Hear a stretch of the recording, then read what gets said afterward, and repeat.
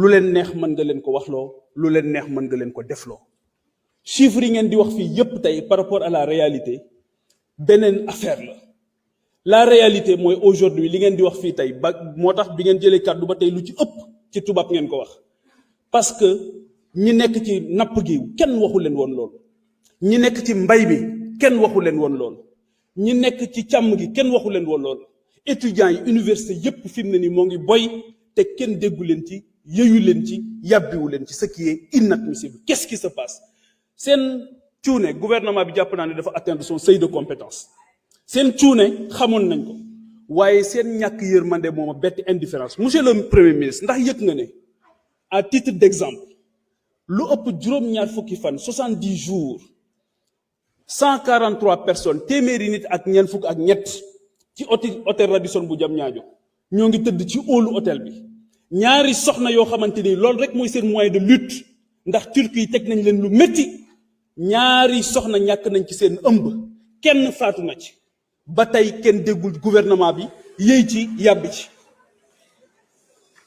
boo demee fële nga xamante ni moom mooy ndaw yi nga xamante ni ñoo nekkoon di liggéey ci base française militaire yi bi base yi demee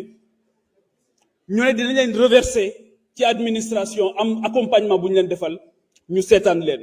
noonu la amee tey jii dans tous les secteurs parapublic comme parapublic ay ñoo xamante ni ñàkk nañ seen liggéey waaw loolu ngeen ne da ngeen ciy sëgg seen bët du ngeen ci wax du ngeen ci yàbbi ñëw ñu defal leen dicté préparé ngeen di ñëw di laajte loo xamante ni liñ bëgg a dégg kuy aj ku aj du bëgg ku teen fi mu ne nii da ngeen aj bëggu leen ku teen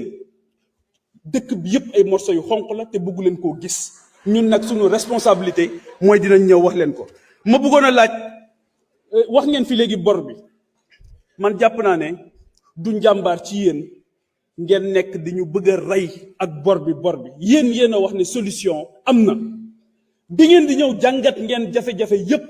ba xam li xew waaw du ngeen takk seen ndigg yi laxasaa yu dem liggéey te ngeen may ñu jàmm ak bor bi rapport Mazars bi lan moo tax publié wu leen ko ba tey bañ pour ñu xam li ci xew beneen bi mooy yéen a ngi wax bor bi ndax rapport Mazars bi li tax ñu war ko publier mooy LFI 2026 dafa prévoir un remboursement d'une dette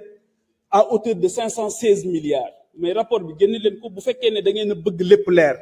kon absence de transparence boobu tamit dafa doy waar depuis juin 2024 aucune publication des bulletins statistiques trimestriels sur la dette loolu tamit lan moo ko waral kon dafa mel ni li nga xamante ni moom ngeen di digle wala ngeen koy tere da ngeen di def safaan bi donc man li may ñaan mooy ngeen yokku njàmbaar